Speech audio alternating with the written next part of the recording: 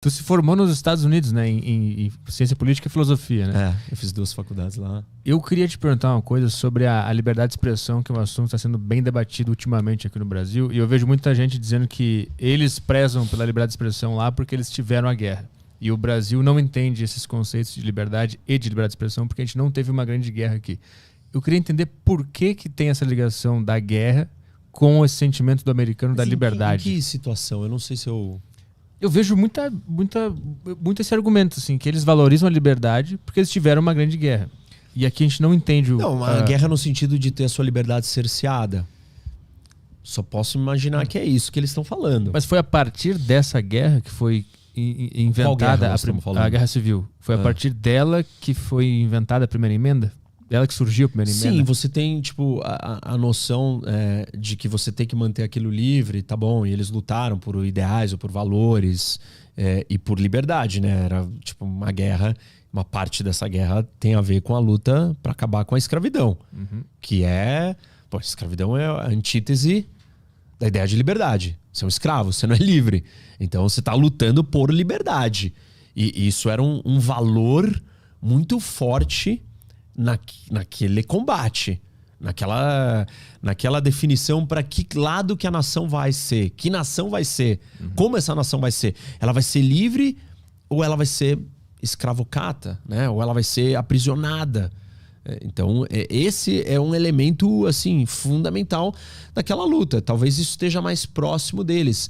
Mas assim, eu acho que essas discussões de liberdade... Tem vários tipos de liberdade, eu não sei qual nós estamos falando. Tá? A de expressão, ela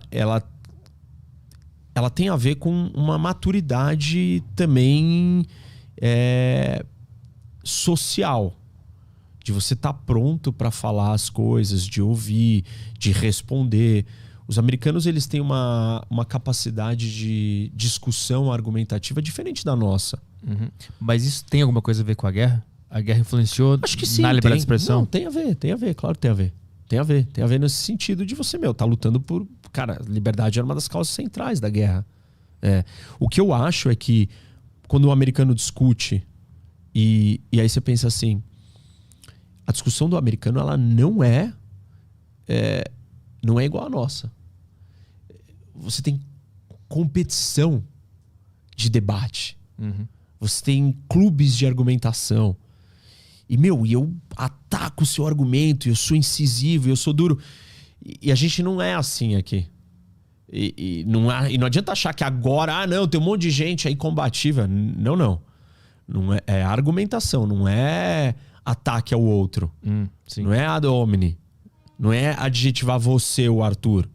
É atacar o seu argumento, não a sua pessoa, e não usar todos os outros recursos e falácias argumentativas.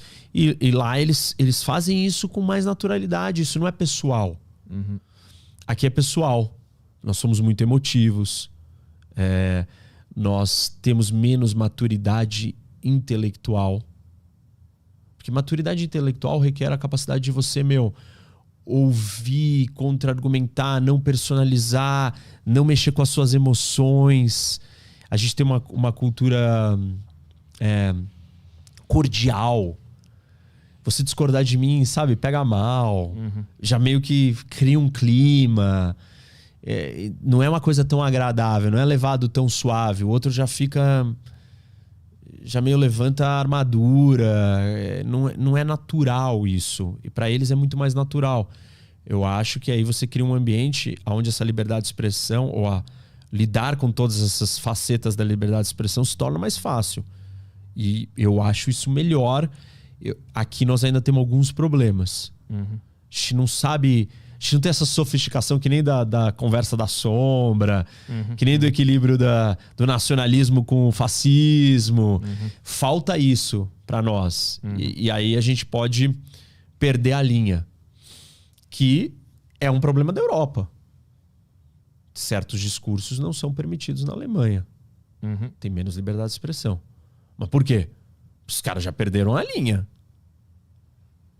Né? E produziram o que produziram. A gente tem que medir isso de acordo com o nosso estágio de maturidade. Mas como é que se explica que um país que combateu diretamente os nazistas na Segunda Guerra permite um partido nazista existir lá? É que ele não é declaradamente nazista, né? É um nazismo meio light, assim, os caras meio que... Tá Mas suave. Mas sabe o que está lá. acontecendo? O serviço de inteligência alemão, o serviço de segurança interno da Alemanha monitora o AfD. Monitora. E isso todo mundo sabe que eles estão sendo monitorados. Sim. E o governo mandou e deu uma ordem: monitorem. Cara, fica em cima. Olha cada coisa que esses caras estão fazendo. A Alemanha monitora esse partido nazista americano. Isso. É isso? Não americano, alemão. Tem na Alemanha. Tô falando da Alemanha, né? Que tem o AfD. Lá tem um partido. O partido neonazista, ele não é. Ele tem algumas ideias, ele não é um nazista. É diferente dos Estados Unidos, que tem mesmo. Tá, entendi. Eu entendi. Achei que você estava falando da Alemanha. Não, eu devia ter deixado mais claro. Porque a gente tá falando da Alemanha, eu pulei para os Estados Unidos do nada. Mas como é que porque os Estados Unidos teve uma participação muito forte contra os nazistas na Segunda Guerra, né? E lá é permitido o partido com a suástica e tudo, tá lá os caras. Como é que se explica essa lógica para o Brasil entender o que está acontecendo ali? Porque os Estados Unidos parte do princípio de que o marketplace of ideas, o mercado das ideias, ele é o melhor lugar para produzir as melhores ideias. Então, a possibilidade de você trazer uma ideia ruim e eu destruir a sua ideia ruim só vai existir se eu tiver um ambiente para a sua ideia ruim vir à tona. E quando ela vir à tona, todo mundo vai poder botar o holofote nela, achar todos os defeitos dela e quebrar ela. Isso tem funcionado. Funcionou nos Estados Unidos, naquele contexto, com aquela história, com aquela cultura. Não significa que vai funcionar no mesmo grau em todos os lugares do mundo. Na Europa não funcionou no mesmo grau. Sim. Porque ela já nasceu de uma outra história. Os Estados Unidos nasceu de uma história X, de um novo mundo, que deu certo. Por enquanto. A gente não sabe se vai continuar dando certo. Eu acho difícil a gente usar isso para divulgar. Tem que ser assim. Não sei, tem que medir melhor. Ou tá bom, é assim como? Qual parte a gente vai ser totalmente igual? Qual é o grau? O que a gente vai dizer não e o que a gente diz sim? Você tem que testar essas coisas com um nível de preparação da sociedade para absorver aquilo. Sim. A sociedade tá madura. Aquela história, né? No profissional e no esporte, você tá pronto para ir para a zona de desconforto. E no emocional, você tá? Não tá. Você é um bebê. Um bebê, uma criança infantilizada, totalmente fragilizada emocionalmente. Na questão da liberdade de expressão, a sociedade brasileira, e eu não estou defendendo nenhuma forma de censura, não é isso. Eu nem sei nós não estamos falando sobre nada objetivo aqui. Nós não estamos dizendo qual é a liberdade, o nível e o grau de liberdade de expressão. A gente não está estabelecendo os parâmetros, não, vai até aqui ou vai até ali. É que se estabelecer também não é mais liberdade de expressão. Né? Não é assim, porque nos Estados Unidos tem discurso de ódio, tem coisas que não podem... incentivo a alguma atitude já não pode, né? Tu pode dizer o que tu acha e tu não acha. Tem coisas lá que também não... que acabam virando... né? Call to action, né? Que não pode. Tem um monte de coisinhas ali, um debate bem jurídico, que a cada ponto, a gente tem que entrar em cada um desses pontos para debater. Mas... o que eu tô dizendo é que eu não sei...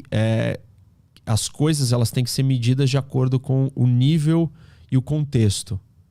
Que é uma das coisas que eu falo no meu livro, no Carisma, e eu falo disso. Você tem que sempre olhar para a força do contexto. Ignorar o contexto é muito problemático. Que tem a ver também com tudo que a gente está conversando até agora. Em vários momentos, o contexto era a força determinante. Eu não sei se o contexto do mundo não pode afetar essa situação dentro dos Estados Unidos em algum momento. De fugir do controle e começar a ganhar popularidade. Isso. E aí fudeu tudo de novo. E aí daqui, sei lá, 50, 20, 30 anos, a gente pode olhar e falar assim, e alguém pode identificar ou fazer uma análise. Vão ter contra-opiniões, obviamente. Vão dizer, olha, o que eu acho que causou a destruição ali foi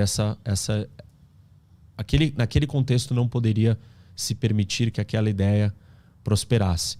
Por exemplo, tem uma mudança no contexto de hoje. As redes sociais. Sim. É uma plataforma e uma ferramenta que altera a disseminação, a velocidade de certas ideias. E que eu não sei se elas podem ser rebatidas, desconstruídas e destruídas no mercado das ideias, no marketplace of ideas, na hora. Sim, porque ela pode pegar um embalo ali. Cara, ela pega um embalo e como é que você vai discutir isso com alguém? No chat do Instagram? Sim. Ah, meu amigo, aí, Arthur, a casa caiu. Sim. Entendeu? Então, não dá pra gente só manter as mesmas regras em contextos muito absurdos diferentes. Não estou dizendo que... Eu estou observando e lendo e fazendo uma leitura de transformações sociais. Você ficar repetindo o mesmo chavão, o mesmo refrão, o mesmo mantra, você é um ideólogo cego. Se você não for capaz de olhar para toda a realidade, todos os fatores que estão em jogo aqui, você está cego. E eu tento não ser cego. Claro que eu tenho os meus vieses de cegueira, porque eu sou humano, e eu tenho as minhas incapacidades de ver coisas que eu ainda nem conheço.